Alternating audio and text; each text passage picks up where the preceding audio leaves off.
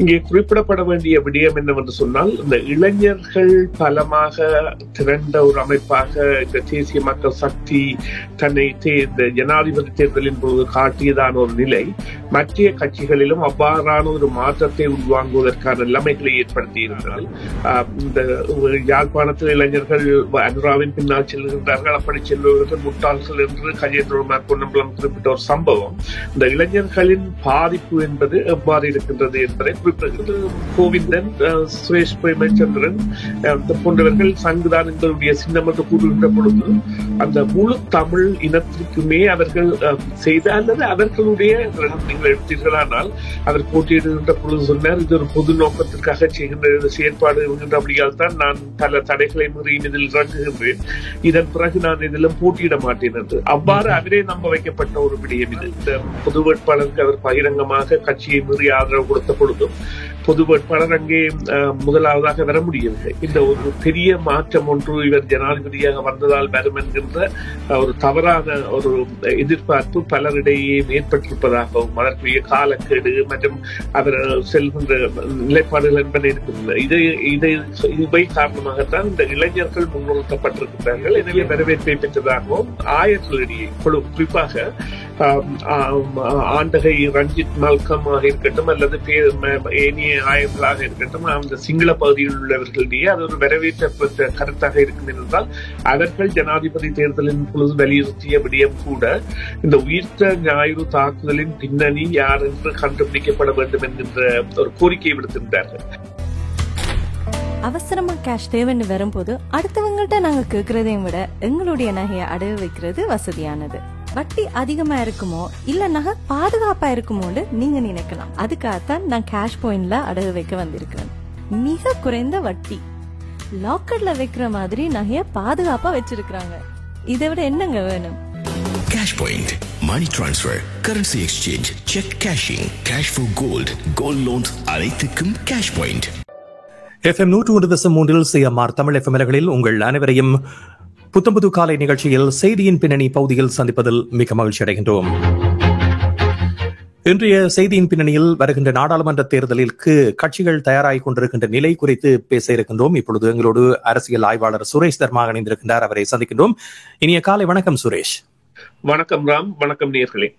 ஆமாம், இப்பொழுது தமிழ் கட்சிகள் உட்பட பல கட்சிகளும் தங்களுடைய வேட்பாளர்களை முன்மொழிந்து வேட்புமனுக்களை தாக்கல் செய்து வருவதை பார்க்கக்கூடியதாக இருக்கின்றது. அனுரகுமார திசாநாயக்க ஜனாதிபதியாக பதவியேற்றதன் பின்னர் கட்சிகளுடைய நிலைப்பாட்டில் கூட மனங்களில் கூட மாற்றம் ஏற்பட்டிருப்பதை பார்க்கக்கூடியதாக இருக்கின்றது. குறிப்பாக இளைஞர்கள் உள்வாங்கப்படுகின்ற நிலை என்பது அனைத்து கட்சிகளிலும் இருப்பதை பார்க்கக்கூடியதாக இருக்கின்றது. இதே நேரத்தில் பிரபலமாக ஊடக ஜாம்பவானாக இருக்கக்கூடிய லைகா நிறுவனமானது இப்பொழுது அரசியல் செயற்பாடுகளில் ஈடுபட இருப்பதாக நாங்கள் ஏற்கனவே பல நிகழ்ச்சிகளில் குறிப்பிட்டிருந்தோம். ஆனால் அது ஊர்ஜிதப்படுத்தப்பட்ட செய்தியாக பல இடங்களிலும் அந்த செய்தி வெளிவந்து கொண்டிருப்பதை பார்க்கக்கூடியதாக இருக்கின்றது. குறிப்பாக ரஞ்சன் ராமநாயக்க, அவர் முன்னாள் ஒரு பிரபலமான அரசியல்வாதி, பின்னர் சிறையில் தன்னுடைய நாட்களை கழித்திருந்தவரை இப்பொழுது தங்களுடைய வேட்பாளராக ஒரு கட்சியின் ஊடாக அவர்கள் நிறுத்த இருப்பதாக தெரிவிக்கப்படுகின்றது. அதே போன்று பல இளைஞர்களையும் அந்த கட்சி உள்வாங்கி இருப்பதாக தகவல்கள் வெளிவந்து கொண்டிருக்கின்றன. இன்னும் உத்தியோகபூர்வமாக அறிவிக்கப்படாத நிலையில் தமிழர் தாயக பகுதிகளிலும் இதற்கான தயாரிப்பு பணிகள் மேற்கொள்ளப்படுவதாக செய்திகள் தெரிவிக்கின்றன. இந்த உண்மையான செய்தி இன்னமும் உறுதிப்படுத்தப்படாத நிலையில் இது கசிகின்ற செய்திகளாக இருக்கின்ற நிலையிலும் கூடுதலான இளைஞர்களுடைய உள்வாங்கல் என்பது அனைத்து கட்சிகளுக்கும் தேவையாக இருக்கின்ற ஒரு காரணத்தை பார்க்கலாம். அந்த வகையில் தமிழ் கட்சிகளும் இப்பொழுது அதற்கான முன்மொழிவுகளை மேற்கொண்டு வருவதை பார்க்கக்கூடியதாக இருக்கின்றது. ஏற்கனவே தமிழரசு கட்சி மீது இருந்த ஒரு குறை கூடுதலாக இளைஞர்களை உள்வாங்கவில்லை, புதியவர்களுக்கு இடம் விடவில்லை என்ற ஒரு குற்றச்சாட்டு இருந்தது. ஆனால் இப்பொழுது பலர் தாங்களாகவே அந்த கட்சியில் இருந்து விலகுகின்ற நிலையில் பல புதியவர்களும் உள்வாங்கப்படுகின்றார்கள். குறிப்பாக பெண்கள் பிரதித்துவம் தேர்தலில் இருக்க வேண்டும் என்ற கோரிக்கை முன்வைக்கப்பட்டதற்கு இணங்க முதல் தடவையாக இப்பொழுது 2 தமிழ் பெண்கள் தமிழரசு கட்சி சார்பாக போட்டியிட இருப்பதாக நேற்றைய தினம் இடம்பெற்ற மாநாட்டில் அறிவிக்கப்பட்டிருக்கின்றது. இதே போன்று பல கட்சிகளும் தற்பொழுது தங்களுடைய வேட்புமனுக்களை சமர்ப்பித்துக் கொண்டிருக்கின்றார்கள். இதே நேரத்தில் அனுரகுமார திசாநாயக்க மக்கள் ஆதரவை பெற்று கூடுதலாக வளர்ந்து வருகின்ற ஒருவராக இருக்கின்ற பொழுது அவரை எதிர்க்கின்ற கட்சிகளாகவும் பல கட்சிகள் இருப்பதை பார்க்கக்கூடியதாக இருக்கின்றது. உங்களுடைய பார்வையில் ஒட்டுமொத்தமாக இந்த வேட்புமனு தாக்கல் என்பது கட்சிகளுக்கிடையே எப்படி நடைபெற்றுக் கொண்டிருக்கின்றது? இது ஒரு ஆரோக்கியமான பாதையில் சென்று கொண்டிருக்கிறதா? இது ஆரோக்கியமான பாதையில் சென்று கொண்டிருக்கின்றதா என்றால் ஆம், அவர்கள் இலங்கை அரசியலில் அல்லது ஒன்றுபட்ட இலங்கை என்கின்ற தேசத்திற்கு எவ்வாறு பயணிப்பது என்பதற்கான முனைப்புகளையும் முஸ்தீப்புகளையும் எடுத்து அதில் ஆசனங்களை கைப்பற்றுவதற்கான முயற்சிகளில் முழுமூச்சாக ஈடுபட்டிருக்கின்றார்கள்.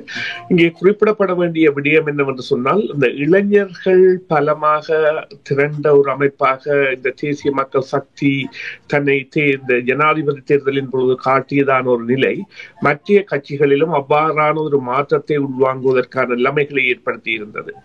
குறிப்பாக பார்த்தீர்களானால் இந்த யாழ்ப்பாணத்தில் இளைஞர்கள் அனுராவின் பின்னால் செல்கின்றார்கள், அப்படி செல்பவர்கள் முட்டாள்கள் என்று கஜேந்திரகுமார் பொன்னம்பலம் குறிப்பிட்ட ஒரு சம்பவம் இந்த இளைஞர்களின் பாதிப்பு என்பது எவ்வாறு இருக்கின்றது என்பதை குறிப்பிடுகின்றது.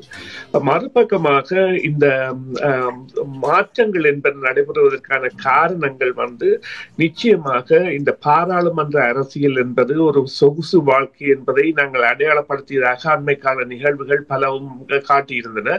குறிப்பாக வாகன அந்த வரி அனுமதி பெற்று வரி விலக்கு அனுமதி பெற்று வாகனங்களை கொள்வனவு செய்து அந்த வாகன பத்திரங்களை விற்றல் போன்றன எல்லாம் பல தமிழ் அரசியல்வாதிகளும் செய்திருக்கின்றார்கள் என்பன பட்டியலிடப்பட்டிருந்தன. இது சும்மா 1 லட்சம் 2 லட்சம் இல்லை, 40 லட்சம் 50 லட்சம் டாலர்களுக்கு ரூபாய்களுக்கு அந்த பத்திரங்கள் விற்கப்படுகின்றது மற்றும் மதுபான அனுமதி எடுக்கப்படுவது போன்ற விடயங்கள் எல்லாம் அங்கே ஒரு மாற்றம் விரும்பிய நிலையை ஏற்படுத்தி இருந்தது. அல்லது இந்த தேர்தலானது ஒரு மாற்றத்திற்கான தேர்தலாக பார்க்கலாமா என்றால், ஜனாதிபதி தேர்தல் அவ்வாறான ஒரு பிரகடனத்தோடு நடைபெற்றது. ஆனால் இப்பொழுது நாடாளுமன்ற தேர்தலிலும் பல்வேறு மாற்றங்கள் ஏற்பட வேண்டிய ஒரு சூழ்நிலைக்கு அரசியல்வாதிகள் தள்ளப்பட்டிருக்கிறார்களா?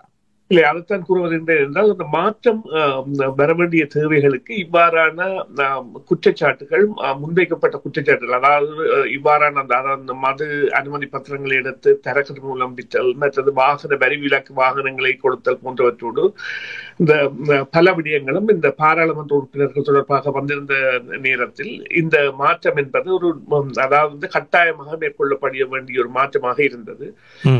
அதே நேரம் தங்களுக்கு பாராளுமன்ற பதவிக்கான சந்தர்ப்பம் கிடைக்காது என்று தெரிந்த பிறகு சில தலைவர்கள் விலத்துவது என்பது அவர்களுக்கு அந்த தேசியம் மீதானதோ அல்லது அவர்கள் இந்த தமிழ் மக்கள் மீதானதோ அக்கறை என்பதை விட இந்த பாராளுமன்ற கதிரை என்பதுதான் முக்கியமாக இருந்திருக்கின்றது என்பது ஒரு எடுத்துக்காட்டாக இருக்கின்றது. இப்பொழுது குறிப்பாக பார்த்தீங்கன்னா சகல கட்சிகளும் தங்களுடைய வேட்பு மனுக்களை தாக்கல் செய்கின்ற பொழுதும் இந்த தமிழர் மன்னிக்கவும் தமிழ் இந்த பொது கட்டமைப்பு என்பது தான் இந்த தேர்தலில் யாருக்கு வாக்களிக்க போகின்றோம் என்று சொல்ல மாட்டோம் என்கின்ற ஒரு நிலைக்கு வந்திருப்பதற்கான காரணம் அவர்கள் ஜனாதிபதி தேர்தலின் பொழுது ஒட்டுமொத்தமாக சுரேஷ் பிரேமச்சந்திரன், விக்னேஸ்வரன், சித்தார்த்தனால் ஏமாற்றப்பட்டிருந்தார்கள். அதாவது இப்பொழுது இவ்வாறான ஒரு அறிவிப்பானது இவ்வாறு தாங்கள் ஒரு கட்சிக்கும் ஆதரவு நிலையை எடுக்கவில்லை என்று அறிவிப்பு செய்வதானது ஏற்கனவே அவ்வாறான கட்டமைப்புகளை நம்பி இருந்த தமிழ் மக்களுக்கு ஒரு சமிக்கையை கொடுக்கின்ற ஒரு விடயமாகவும் பார்க்கலாம் அல்லவா?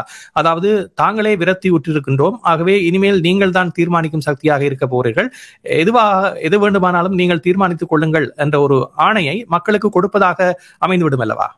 இல்லை, அவ்வாறான ஒரு நிலை ஏற்பட்டிருக்கின்றது என்னென்றால் அவ்வாறு மக்களை விட இந்த பொது அமைப்புகள் ஏமாற்றப்பட்டார்கள். அதாவது ஒரு பொது வேட்பாளர் என்கின்ற ஒரு கோதாவில் வருகின்ற பொழுது சர்வதேசத்திற்கு சொல்ல வேண்டிய செய்தி இருக்கின்றது. மற்றது ஐக்கிய நாடுகள் மனித உரிமை அமையத்திற்கு நாங்கள் கடிதங்களை எழுத வேண்டி இருக்கின்றது, மனுக்களை சமர்ப்பிக்க வேண்டி இருக்கின்றது என்பதை டெலோவின் பேச்சாளர் சுரேஷ் பிரேமச்சந்திரன் போன்றவர்கள் எல்லாம் கூறி இது ஒரு தேசிய சார்ந்த அல்லது விடுதலை புலிகள் முன்னெடுத்த ஒரு நிலைப்பாட்டிற்கு ஆதரவான அமைப்பாக தங்களை உருவகப்படுத்தி இந்த பொது அமைப்புகள் 90க்கும் மேற்பட்ட கட்டமைப்புகளை அல்லது சிவில் அமைப்புகளை உள்வாங்கி அங்கே ஒரு வேட்பாளரை நியமித்து அவர் மூலம் செய்ய வலிக்கிட்ட பொழுது அது ஒரு பொது நோக்கமாக அப்பொழுது அவர்கள் தமிழ் கட்சிகள், தமிழ் அரசு கட்சி மற்றும் தமிழ் தேசிய முன்னணி போன்றவற்றையும் அழைத்திருந்தார்கள்.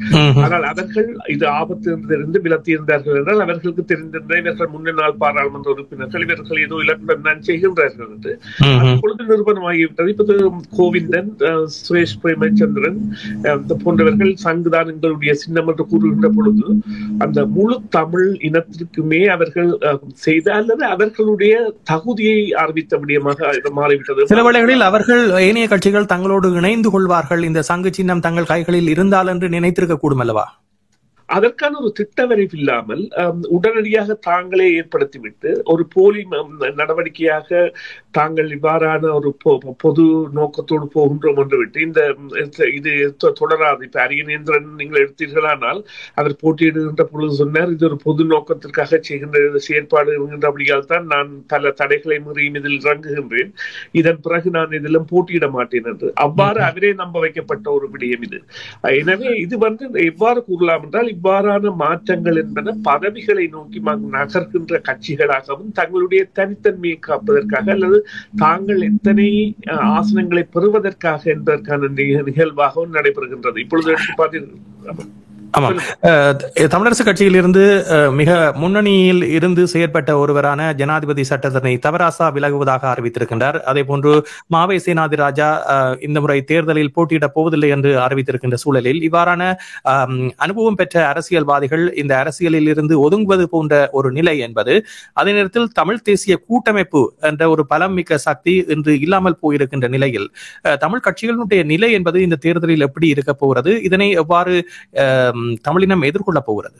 இது மிகவும் பலவீனமானவர். உங்களுடைய கேள்வியில் தொக்கி இருக்கிற, அதாவது இந்த ஆதங்கம் அல்லது ஒரு விசனம் என்பது உண்மையான நிகழ்வு. எவ்வாறு என்று கூறினால், பாராளுமன்ற அல்லது பதவிகள் இல்லாவிட்டால் நாங்கள் தமிழினத்திற்கு சேவைக்கானவர்கள் அல்ல என்கின்ற நிலைப்பாட்டை உடையவர்களாக, இப்பொழுது உண்மையிலேயே ஒருவர் தான் அதாவது தமிழ் இனத்திற்காக சேவை செய்கின்றவராக இருந்தால் தொடர்ச்சியான முயற்சிகளில் ஈடுபடலாம். ஆனால் அவ்வாறான ஒரு நிலை இல்லாது காணப்படுவதும், அதுவும் குறிப்பாக தேர்தலில் போட்டியிடாமல் தங்களுடைய சேவையை தொடர்ந்து மேற்கொள்ளலாம் என்ற ஒரு நிலை தொடர்ந்து மேற்கொள்ளலாம். அதுதான் ஒரு தமிழ் அரசியல்வாதிக்கான அழகு. ஆனால் அதை செய்வதற்கு யாருமே தயாரில்லை. நீங்கள் யாரையும் எடுத்து பார்க்கலாம். அது கஜேந்திரகுமார் பொன்னம்பலமாக இருக்கட்டும், செல்வராஜாவாக இருக்கட்டும், சுமந்திரன் அல்லது ஸ்ரீதரன் அவர்களாக இருக்கட்டும், யாருமே அதற்கு தயாரானவர்களாக இல்லை. மறுபக்கமாக முன்னே நாள் பாராளுமன்ற உறுப்பினர்களாக இருந்த பலரும் அந்த ஆசை அவர்களை விடுவதாக இல்லை. குறிப்பாக இந்த சுரேஷ் பிரேமச்சந்திரன் இந்த முயற்சியில் ஒரு நரித்தனமான வேலையில் ஈடுபட்டிருக்கின்றார். எவ்வாறு என்று கூறுவது என்றால், சி.வி. விக்னேஸ்வரன் கூட இந்த பொது வேட்பாளர் விடயத்தில் இணைந்த பொழுதும் பிறகு அவருடைய பிரசன்னம் இல்லாமல் தான் ஆதரவு கொடுக்கின்றேன் என்று அவர்கள் எல்லாரும் ஒரு கட்சியாக மாறிவிட்டார்கள், இப்பொழுது ஒரு கூட்டாக. சரி, இந்த நிலையில் நேற்று நடைபெற்ற மாநாட்டில் ஒரு கவனிக்கத்தக்க முக்கிய விடயமாக இருந்த விடயம், குறிப்பாக இப்பொழுது யாழ் மாவட்டத்தில் சிவஞானம் ஸ்ரீதரன் அவர்களும் எம்.ஏ. சுமந்திரன் அவர்களும் போட்டியிடுவதாக அறிவிக்கப்பட்டிருக்கின்றது. இருந்த பொழுதிலும் கட்சி யாப்பு விதிகளை மீறிவிட்டார் என்ற ஒரு குற்றச்சாட்டு அவர் மீது சுமத்தப்பட்ட நிலையில் இப்பொழுது கட்சியாக ஏகோபித்த ஆதரவை பெற்று கட்சி எடுத்த முடிவுக்கு இடங்க அவர் போட்டியிடுவதாக எம்.ஏ. சுமந்திரன் அவர்கள் தெரிவித்திருக்கின்றார். ஆனால் தான் அதில் உடன்படவில்லை என்ற ஒரு கருத்தையும் முன்வைத்திருந்தார். கட்சியில் இவ்வாறான பிழைகள் நடைபெறுகின்ற பொழுது அதற்கான உரிய நடவடிக்கை எடுக்காமல் தொடர்ந்தும் இவ்வாறு கட்சியினுடைய உறுப்பினர்கள் அதற்கு ஆதரவு அளித்தார்கள், ஆகவே போட்டியிட விடுகின்றோம் என்ற ஒரு நிலை வருகின்ற பொழுது எதிர்காலத்தில் அரியநேத்திரனும் அந்த கட்சியில் தொடர்ந்து பயணிக்கக்கூடிய வாய்ப்பை தானே அது ஏற்படுத்தும். இந்த நிலையில் கட்சியில் ஏனையவர்கள் தவறு செய்கின்ற பொழுது அதனை தட்டி கேட்க முடியாதவர்களாக மாறிவிடுவார்கள் அல்லவா? அதே நிலைதான் ஏற்படுகின்றது. குறிப்பாக பார்த்தீர்கள், ஸ்ரீதரன் அவர்கள் நிச்சயமாக இந்த விடயத்தில் கட்டுப்பாடுகளை மீறியவராக அடையாளப்படுத்தப்பட்டிருக்கின்றார். அவர் பகிரங்கமாக அதனை செய்தும் இருக்கின்றார். ஆனால் அவருக்கு இருக்கக்கூடிய வாக்குகள் என்பன சில வேளைகளில் மாற்றங்களை ஏற்படுத்தும், அல்லது அவருடைய அரசியல் பணி என்பது தமிழ் சார்ந்த பிரச்சனைகளுக்கான ஒரு தேவை இருப்பதாக கட்சி உறுப்பினர்கள் நம்பலாம். வாக்குகள் இருந்தால் கட்சியினுடைய கொள்கைகள் மாறக்கூடும் என்ற ஒரு நிலையை இது ஏற்படுத்துகிறது அல்லவா? இது நிச்சயமாக இப்படி கூறுங்கள். ஸ்ரீதரனுடைய தொகுதியிலேயே இப்பொழுது பார்த்தீர்களானால் இந்த பொது வேட்பாளருக்கு அவர் பகிரங்கமாக கட்சியை மீறி ஆதரவு கொடுத்த பொழுதும் பொது வேட்பாளர் அங்கே முதலாவதாக வர முடியவில்லை. அப்போ அவ்வாறான நிலையில் அவரும் அதனை ஆமோதித்து செல்பவராக வேறு இடத்தை சென்று தன்னால் தக்க வைக்க முடியாது என்கின்ற நிலை உள்ளவராக மாறி இருக்கின்றார். இது ஒரு சற்றே ஒரு பலவீனமான ஒரு சந்தர்ப்பமாக அவருக்காக பார்க்கப்பட்டாலும் இருவரும் சேர்ந்து பயணிப்பது என்பதால் இப்பொழுது ஒரு விடயத்தை நாங்கள் பார்க்க வேண்டும். விரும்பியோ விரும்பாமலோ இந்த சர்வதேச மேற்குலக ராஜதந்திரிகளை சந்திப்பதாக இருக்கட்டும் அல்லது வெளிப்படையாக கருத்துக்களை சொல்வதாக இருக்கட்டும், அவருடைய கருத்துக்கள் பலருக்கும் பிடிக்காது. ஆனால் வெளிப்படைத்தன்மை பேணுபவராக சுமந்திரன் அடையாளப்படுத்தப்பட்டிருக்கின்றார் தமிழ் அரசியல்வாதிகளிடையே. அதை நேரடியாக சந்திப்பவராகவும் இருக்கின்றார். அந்த நேரத்தில் அவருடன் இணைந்து ஸ்ரீதரன் அவர்கள் 2 பேரும் தான் இப்பொழுது இந்த பாராளுமன்ற உறுப்பினர்களாக இருந்து போட்டியிடுவார்கள். இங்கே யாழ்ப்பாண மாவட்டத்தில் 7 ஆசனங்கள் இருந்தன. அதில் இப்பொழுது பார்த்தீர்கள் 6 ஆசனங்களாக குறைக்கப்பட்டுவிட்டன. குறிப்பாக புளோட் ஒரு ஆசனம் மற்றும் இபி டக்ளஸ் தேவானந்தாவின் கட்சி ஒரு ஆசனம், மற்றது சுதந்திர கட்சி ஒரு ஆசனம் போன்றவை எடுத்து மற்றது 2 ஆசனங்களை தமிழ் தேசிய முன்னணியும் இவர்கள் பெற்றிருந்தார்கள். ஆனால் இப்பொழுது சி விக்னேஸ்வரனும் பெற்றிருந்தார் ஒரு ஆசனம். இப்பொழுது பார்த்தீர்களானால் 6ஆக குறைக்கப்பட்ட நிலையில் தாங்கள் அந்த 2 ஆசனங்களை கைப்பற்றுவதற்கான முயற்சியில் தமிழ் தேசிய முன்னணியும் அதே நேரம் தமிழரசு கட்சியும் நிச்சயமாக ஈடுபட்டிருக்கின்றன. இந்த நாடாளுமன்ற தேர்தலில் எந்த கட்சி பலம் வாய்ந்த கட்சியோ அதனோடு தேர்தலின் பின்னர் கூட்டு சேர்க்கின்ற செயற்பாடுகள் தமிழ் அரசியல்வாதிகள் சிலரால் மேற்கொள்ளப்பட்டிருக்கின்றது. அந்த வகையில் ஏற்கனவே அமைச்சு பதவிகளை பெற்றிருந்த டக்ளஸ் தேவானந்தா போன்றோர் எதிர்காலத்தில் அனுரகுமார திசாநாயக்க கூடுதலான வாக்குகளை பெறுகின்ற பொழுது அவரோடு இணையக்கூடிய சாத்தியக்கூறுகள் இருக்கின்றனவா? நாடாளுமன்ற தேர்தலின் பின்னர் எவ்வாறான மாற்றங்கள் ஏற்படக்கூடிய சாத்தியக்கூறுகள் இருப்பதாக நீங்கள் நினைக்கின்றீர்கள்? நிச்சயமாக இது ஒரு விரிவாக விவாதிக்கப்பட வேண்டிய ஒரு விடயம். காரணம் என்னவென்று சொன்னால், அனுராவின் மதிப்பு அல்லது அனுரா மீதான பார்வை என்பது கூட இந்த தேர்தலின் பொழுது எவ்வாறு இருக்க போகின்றது என்பது கேள்விக்குறியாக மாறும். இவ்வாறான தோற்றமுடையவர்களை அவர் தன்னுடன் எடுப்பார்களாக இருந்த டக்ளஸ் தேவானந்தா அல்லது பிள்ளையான் கருணா போன்றவர்கள் போன்ற தன்னோடு இணைப்பதாக. ஆனால் அவர் நினைக்கின்ற வாக்குகளை பெறாமல் ஏனைய கட்சிகளுடைய ஆதரவு இருந்தால் தான் நாடாளுமன்றத்தில் இயங்க முடியும் என்ற ஒரு நிலை வந்தால் அவருக்கு அது ஒரு தவிர்க்க முடியாத விடயமாக இருக்கும் அல்லவா? ஏனென்றால் அவர் சில வேளைகளில் வேறு கட்சியை சார்ந்தவர்கள் அல்லது கரை படைந்தவர்களை தன்னுடன் இணைத்துக் கொள்ள வேண்டாம் என்று நினைத்தாலும் கூட, ஆனால் யதார்த்த நிலை என்பது அவ்வாறானதாக இல்லாவிட்டால் என்ன செய்வார்? இல்லை, நிச்சயமாக அவ்வாறான நிலைமை வருகின்ற பொழுது இப்பொழுது நீங்கள் இவ்வாறு எடுத்து பார்க்கலாம். இப்போ டக்ளஸ் தேவானந்தா 35-36 வருடங்கள் இல்ல 40 வருடங்களாக இலங்கை அரசியலில் பயணிக்கின்றவராகவும் பாராளுமன்ற உறுப்பினராகவும் இருக்கின்றார். எனவே அவர் இருந்த பொழுதுகளில் எந்த கட்சி அமைச்சர் அரசுக்கு வருதோ அதனுடன் சேர்ந்த அமைச்சராக இருக்கின்ற ஒரு செயற்பாட்டிலும் ஈடுபட்டு வருகின்றார். அவ்வாறான நிலையில் அவ்வாறான செயற்பாடுகள் என்பது சில வேளைகளில் ஏற்கப்படுவதாக இருக்கும் அல்லது அதாவது ஆமோதிக்கப்படுவதாக இருக்கும். அதே நேரம் இந்த மற்றவர்கள் அதாவது குற்றம் செய்தவர்கள் என்கின்ற பட்டியலுக்கு இவர் இணைவராக இருந்தால், இப்பொழுது எங்களுக்கு டக்ளஸின் உண்மையான முகம் என்னவென்று தெரியாது. அவ்வாறான நிலையில் அவர் கூட சில இந்த ஊழல்கள் அல்லது அந்த மது பாடசாலை அனுமதி பத்திரங்கள் போன்ற விவகாரங்களில் ஈடுபட்டவர்களாக இருந்தால் கூட அவ்வாறானவருடன் இணைந்தால் இவ்வாறு இவர்களால் ஊழலை ஒழிக்க முடியும் என்கின்ற கேள்வி இருக்கின்றது. எனவே அவர்களுடைய அந்த அடித்தளம் என்பது ஆட்டம் காண தொடங்கிடும். அதற்கான காரணம் என்னவென்று சொன்னால், இவர்கள் ஜனாதிபதி தேர்தலின் பொழுது பாவித்த அனைத்து உறுதிமொழிகளையோ அல்லது அடைமொழிகளையோ அல்லது மக்களை அணிதிரட்டியவாறோ இந்த முறை பொது தேர்தலில் அதனை பாவிக்க முடியாது. எனவே அது சம்பந்தமான ஒரு விழிப்பு என்பது நிச்சயமாக ஏற்படும். ஆனால் ஒரு விடயம் இருக்கின்றது, இந்த வளர்ச்சி அல்லது இந்த கிடைத்த வாக்கு என்பது சகல இடங்களிலும் அவர்களை கட்சிகளை ஸ்தாபிக்க வைத்து விடுவது. இப்பொழுது யாழ்ப்பாணத்தில் ஒரு இடம் செல்லக்கூடிய சந்தர்ப்பம் இருக்கின்றது என்பது பலருடைய எதிர்பார்ப்பையும் அல்லது பலருடைய கருத்து குரலாக கூட மாறி இருக்கின்றது. அதே நேரத்தில் இந்த பிரச்சார பணியில் ஒரு வேட்பாளராக சாதாரண பொதுமகன் சென்று வாக்கு கேட்பதற்கும் ஒரு ஜனாதிபதி சென்று வாக்கு கேட்பதற்கும் இடையில் நிறைய வித்தியாசம் இருக்கின்றன. அது மக்களை சென்றடையக்கூடிய வீரியத்தன்மை என்பது அதிகமாக இருக்கும் என்பது பொதுவான கருத்தாக இருக்கின்றது. ஆகவே அது ஒரு அனுராவுக்கு சாதகமான ஒரு விடயமாகவும் மாறக்கூடும். இதே நேரத்தில் இன்னும் ஒரு முக்கியமான விடயம், நான் முன்னர் குறிப்பிட்டது போன்று இந்த இளைஞர்களுடைய ஆதரவை பெறுகின்ற கட்சிகள் தங்களுடைய மும்முரமான செயற்பாட்டை ஆரம்பித்து கொண்டிருக்கின்றன. வடக்கு கிழக்கை பொறுத்தவரையில் குறிப்பாக இப்பொழுது இளங்கோவன் போன்றவர்கள் தமிழரசு கட்சியில் இணைக்கப்பட்டிருக்கிறார்கள்.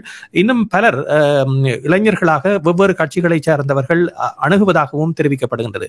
இளைஞர்களுடைய மனநிலை என்பது ஒரு சாதாரண வாக்காளனாக இளைஞர்களுடைய மனநிலை என்பது எப்படி இருக்கிறது? அவர்கள் கொள்கையின் அடிப்படையில் வாக்களிக்க போகிறார்களா அல்லது கட்சியினுடைய ஆதரவு நிலையை கருத்தில் கொண்டு எதிர்காலத்தில் இலங்கைக்கு எது பொருத்தமாக இருக்கும், யதார்த்த நிலையில் எது சாத்தியமாக கூடியது என்பதனை அறிந்து வாக்களிக்கக்கூடியவர்களாக இளைஞர்கள் இருக்கிறார்களா? அதற்கான காலம் அவர்களுக்கு கிடைக்கப்படவில்லை. செப்டம்பர் மாதம் ஜனாதிபதி தேர்தல் நடந்து 21ஆம் தேதி நடந்து இப்பொழுது நவம்பர் 14ஆம் தேதி தேர்தல் உடனே அறிவிக்கப்படுகின்றபடியால் அவர்கள் அதனை உணரக்கூடிய சந்தர்ப்பம் என்பது இல்லாமல் அந்த அலை என்பது அந்த இளைஞர்கள் அலை தேசிய மக்கள் சக்தியின் பின்னால் செல்லக்கூடிய ஒரு சந்தர்ப்பத்தை அவர்களும் உணர்ந்துதான் தேர்தலை விரைவாக வைக்கின்றார்கள். எனவே அந்த சந்தர்ப்பம் இருக்கின்றது. இந்த இளைஞர்களுக்கான உணர்வதற்கான காலம் என்பது அவர்களுக்கு கொடுக்கப்படவில்லை. அவ்வாறான ஒரு காலம் கொடுக்கப்பட்டிருந்தால் நிச்சயமாக ஒரு 3-4 மாதங்கள் சென்றால் கூட இவர்களுடைய தோற்றப்பாடுகள் தெரியும். இப்பொழுது எவ்வாறு இதனை கூறலாம் என்று சொன்னால், நிச்சயமாக இந்த கட்சிகள் இளைஞர்களை எடுப்பதற்கு காரணம் கூட இளைஞர்களின் மனங்களில் ஏற்பட்டுள்ள மாற்றம் அல்லது அவர்கள் தேசிய மக்கள் சக்தி போன்ற அல்லது மற்ற தேசிய கட்சிகளுடன் இணையக்கூடிய ஆபத்துகளை கொண்டு வருவதான காரணம். இப்பொழுது நீங்கள் குறிப்பிட்ட இளங்கோவன் தந்தை செல்வாவின் ஒரு பேரன் என்கின்ற ஒரு அடைமொழியுடன் கொண்டு வரப்படுகின்றார். அதே போல பல இளைஞர்களும் இப்பொழுது கொண்டு வரப்படுகின்றார்கள். அந்த தமிழ் அரசு கட்சியின் மாதிரியை மற்றவர்களும் பின்பற்றியே ஆக வேண்டும் என்பதைத்தான் இப்பொழுது தமிழ் தேசிய முன்னணியின் வேட்பாளர் பட்டியல் கூட காட்டி நிற்கின்றது. இவ்வாறாக இவர்கள் செய்வதற்கான காரணம் இந்த வாக்கு பிரிவை அல்லது வாக்கு பலத்தை தவிர்த்தல் என்பது. ஆனால் இது ஒரு பயத்தை ஏற்படுத்தி இருக்கின்றது வடக்கு கிழக்கில், பெரும் பயத்தை. அதாவது முஸ்லிம்கள் மத்தியில் கூட இந்த பயம் பெரிதாக ஏற்பட்டிருக்கின்றது. காரணம் என்னவென்று சொன்னால், முஸ்லிம் தலைமைகளை கூட அங்கே மக்கள் சரியாக அணுகக்கூடிய வகையில் அவர்கள் இல்லை என்கின்ற ஒரு நிலைப்பாட்டை இருக்கின்ற காரணத்தாலும் இந்த ஒரு பெரிய மாற்றம் ஒன்று இவர் ஜனாதிபதியாக வந்ததால் வரும் என்கின்ற ஒரு தவறான ஒரு எதிர்பார்ப்பு பலரிடையே ஏற்பட்டிருப்பதாகவும் அதற்குரிய காலக்கேடு மற்றும் அவர் செல்கின்ற நிலைப்பாடுகள் என்பன இருக்கின்றன.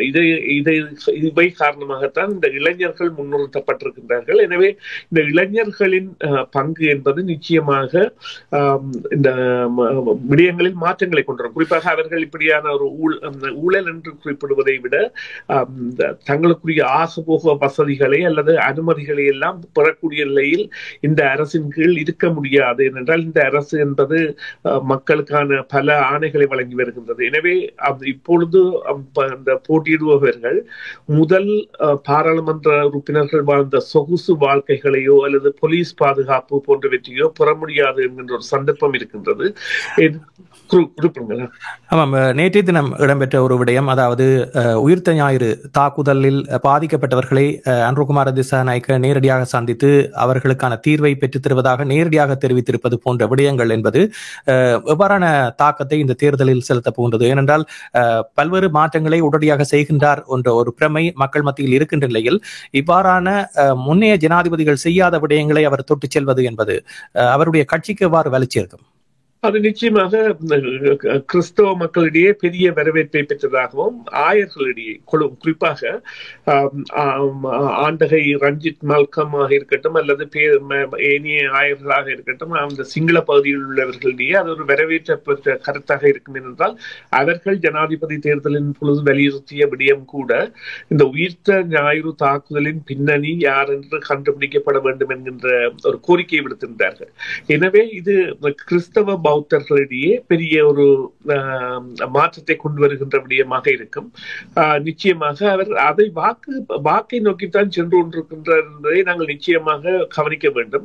மற்றும் அவருடைய வெற்றி என்பது அவர் அங்கே பாராளுமன்றத்தில் 2/3 பெரும்பான்மையை பெற வேண்டும் என்கின்ற பொழுது அது அவருடைய கட்சியை ஸ்தாபிப்பதற்கான முயற்சியுடைய நாட்டை மாற்றுவதற்கான முயற்சி அல்ல. சரி, தேசிய மக்கள் சக்தி வடக்கு கிழக்கில் தன்னுடைய பிரசன்னத்தை அதிகரிக்க வேண்டும் என்ற ஒரு நிலை இருக்கின்றது. இந்த தேர்தலில் தங்களை நிரூபிக்க வேண்டிய ஒரு தேவையும் தமிழ் மக்கள் மத்தியில் இருக்கிறது அந்த கட்சிக்கு. அதற்கு என்ன செய்யும் என்று நீங்கள் எதிர்பார்க்கிறீர்கள்?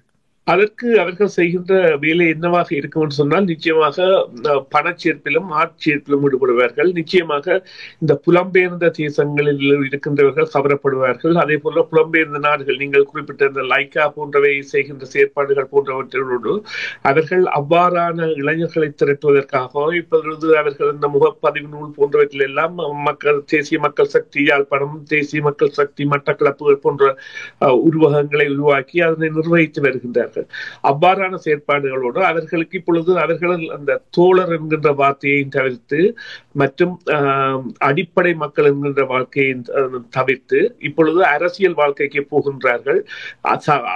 இதர அரசியல் கட்சிகள் போல இவர்களுக்கும் தேவையானது பணம் பணம் பணம் பணம். இவர்களுடைய ஒரு மாற்றம் வரும். நீங்கள் இருந்து பாருங்கள், நிச்சயமாக இவர்கள் பணத்தின் பின்னால் தான் சென்றால் தான் தேர்தலை வெல்ல முடியும். அப்பொழுது அங்கே ஒரு மாற்றம் தேவைப்படும். அது அந்த முன்னர் அவர்களுடைய வாழ்க்கை என்பது மற்றவர்களை தங்களுடைய தேவைகளுக்காக நம்பி இருப்பதாகவும் அல்லது உணவுகளுக்காக மக்களை அண்டி இருப்பதாகவும் ஒரு சாதாரண வாழ்க்கை வாழ்ந்தார்கள். இப்பொழுது தேர்தலில் இவ்வாறு பெரும்பான்மையாக போட்டியிடுகின்ற பொழுது பணத்தின் தேவை என்பது வருகின்றது. அதற்கான பங்களிப்புகளை அவர்கள் ஏற்பார்கள். அது புலம்பெயர்ந்த தேசங்களில் கூட நடைபெறுகின்றது என்பது உண்மையான விடயம். எனவே இந்த புலம்பெயர்ந்த இலங்கையர்கள் என்று நினைக்கின்றவர்கள் அதற்கான உதவிகளை தாராளமாக செய்து கொண்டிருக்கின்றார்கள். எனவே அவர்கள் இப்பொழுது இடதுசாரி சார்ந்த நிலைப்பாட்டிலிருந்து ஒரு தேசிய கட்சியாக ஜனநாயகத்திற்குள் புகுந்தவர்களாக இதர கட்சிகள் எதனை பாவிக்கின்றதோ அல்லது எது தேவையோ, பிரச்சாரத்திற்கு தேவை, மேடைக்கு தேவை என்பதெல்லாம் பணமாக இருக்கின்றன. இவர்களிடையே இருக்கின்ற கட்சி உறுப்பினர்கள் பணமற்றவர்களாக இருக்கின்றார்கள். இவர்களுடைய மூத்தவர்கள் அனைவரும் தங்களுடைய தொழில்களை துறந்து கட்சிக்காக முழு நேரமாக உழைப்பவர்களாகவும் உணவுக்கு கூட அல்லல் படுபவர்களாகவும் அடிமட்ட வாழ்க்கை வாழ்பவர்களாக தான் அடையாளப்படுத்தப்பட்டவர்கள். இனி அவர்களுக்கு போட்டியிடுவதற்கு தேவையானது பணம். ஆகவே ஜனாதிபதி தேர்தலில் இருந்த ஒரு நிலையில் இருந்து இந்த கட்சி நாடாளுமன்ற தேர்தலில் அதிக வாக்குகளை பெற வேண்டும் என்றால் அவர்களுடைய மனங்களிலும் மாற்றங்கள் ஏற்பட போகின்றது என்று சொல்லுகின்றீர்கள். அதாவது அனுராவுக்கு தெரியாமலே இவையெல்லாம் நடைபெற்றுக் கொண்டிருக்கும், அல்லது அனுரா கண்டும் காணாதது போல விட்டுக் கொண்டிருப்பார். நீங்கள் அவரை ஒரு சாதாரண அரசியல்வாதியாக மாற்றம் பெறுவதை காண்பீர்கள். ஆனால் சொன்ன விடயங்களை செய்யலாம், நடைமுறை சாத்தியங்களை மேற்கொள்ளலாம். ஆனால் ஒரு தேர்தல் களத்தில் உங்களுக்கு தேர்தல் களம் என்பது எத்தனை கோடிகளை விழுங்குகின்ற ஒரு செயற்பாடு என்பதை அறிந்திருப்போம், கேட்டிருப்போம். அவ்வாறான ஒரு களத்தில் மற்றவர்களுக்கு பிரதியீடாக செல்லக்கூடிய பாணியில் அதற்குரிய பணக்கட்டமைப்பு இவ்வளவு காலமும் இவர்கள் பணக்கட்டமைப்பு இல்லாமல் எதிர்காலத்தில், அதாவது கடந்த காலங்களை எடுத்துக்கொண்டால் பல முன்னணி நிறுவனங்களை வைத்திருப்பவர்கள், தொழிலதிபர்கள் ஒவ்வொரு கட்சிக்கு பின்னாலும் இருந்த ஒரு செயற்பாடு இருந்தது. அதே போன்ற ஒரு நிலை ஏன் அனுர கையில் எடுத்து நகரக்கூடாது? இல்லை, அது நடக்கின்றது. அதாவது அவர்கள் அதை எவ்வாறு செய்கின்றார்கள் என்றால், தொழில் அதிபர்கள் என்பவர்களை அவர்கள் மறுப்பவர்களாக அல்லது அவர்களை எதிர்ப்பவர்களாக இருக்கின்றபடியால் சாதாரண அதாவது சாதாரணமாக பெறுகின்ற வழியில் அதனை செய்து வருகின்றார்கள். இவ்வாறான கொடுப்பனவுகள் என்பன அவர்களுக்கு சென்றடையாவிட்டால் அவர்களால் நிச்சயமாக ஸ்தாபிக்க முடியாது என்பதை உணர்ந்தவர்களாக இருக்கின்றார்கள். எனவே கட்சி செயற்குழு என்பது எடுக்கின்ற முடிவு சில வேளைகளில் அனுரா சொல்லலாம், ஒரு நாள் அது வெளியில் வரும் பொழுது இல்லை அது எனக்கு என்னை மீறிய செயற்பாடாக இருந்தது அல்லது ஒட்டுமொத்தமாக எடுத்தோம் என்று. ஆனால் அவர்களுக்கு இப்பொழுது தேவையாக இருக்கின்றது பணம். அதனை அவர்கள் பெற்றால்தான் இந்த தேர்தலில் வெல்ல முடியும் அல்லது தங்களால் நிலைநிறுத்த முடியும். எனவே அதனை மக்களிடமிருந்து பெறுவதற்காகத்தான் அவர்கள் பார்ப்பார்கள். கேள்வி மிகவும் முக்கியமான கேள்வி என்றால், தொழிலதிபர்களை நாடமாட்டார்கள். அதனை இப்பொழுது சாதாரண ஒரு பணக்காரனாக இருக்கின்ற மக்கள், அது புலம்பெயர்ந்த தேசத்தில் இருந்தால் அவருக்கு சரி ஒரு மில்லியன் ரூபாய்களை தாருங்கள் என்கின்ற ஒரு வேண்டுகோள் விடுக்கப்படுகின்ற பொழுது ஒரு கனடா காசில் அது 4500 அல்லது $5000 இருக்கும். அதனை கொடுப்பதற்காக ஒரு புலம்பெயர்ந்தவர் தயாராக இருப்பார். அவருக்கு அங்கே அந்த சில வசதிகள் எல்லாம் செய்து கொடுக்கப்படுகின்ற பொழுது அது வசதிகள் என்ற வாய்ப்புகள், ஒரு சம்பாசனை போன்றவை எல்லாம் நடைபெறுகின்ற பொழுது அவர்கள் தங்களுக்குரிய தேவைகளை பெற வேண்டிய தேவை இருக்கின்றது. அதனை வேறு விதமாக எவ்வாறு ஒரு போராட்ட காலத்தில் நடைபெற்றதோ அவ்வாறான ஒரு செயற்பாட்டில் இந்த கட்சி ஈடுபட்டு தன்னை ஜனநாயக கட்சியாக, இவர்கள் நிச்சயமாக இடதுசாரியாக இருக்கவே முடியாத ஒரு நிலைக்கு தள்ளப்படுவார்கள். இலங்கை அரசியல் அவ்வாறானது. நன்றி சுரேஷ், நீண்ட நேரம் பல தகவல்களை கூறியிருக்கின்றீர்கள். உங்களுக்கு நன்றி கூறி விடைபெறுகின்றோம். மீண்டும் மற்றொரு சந்தர்ப்பத்திலே பேசுவோம்.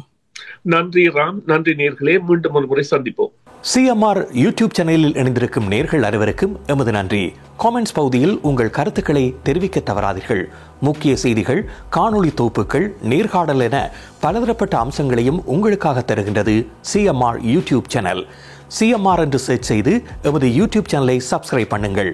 உங்கள் உற்றார் உறவினர் நண்பர்களோடும் இந்த காணொளி தொகுப்புகளை பகிர்ந்து கொள்ளுங்கள். அருகில் இருக்கின்ற முக்கிய காணொளி தொகுப்புகளையும் தவறவிடாமல் பாருங்கள்.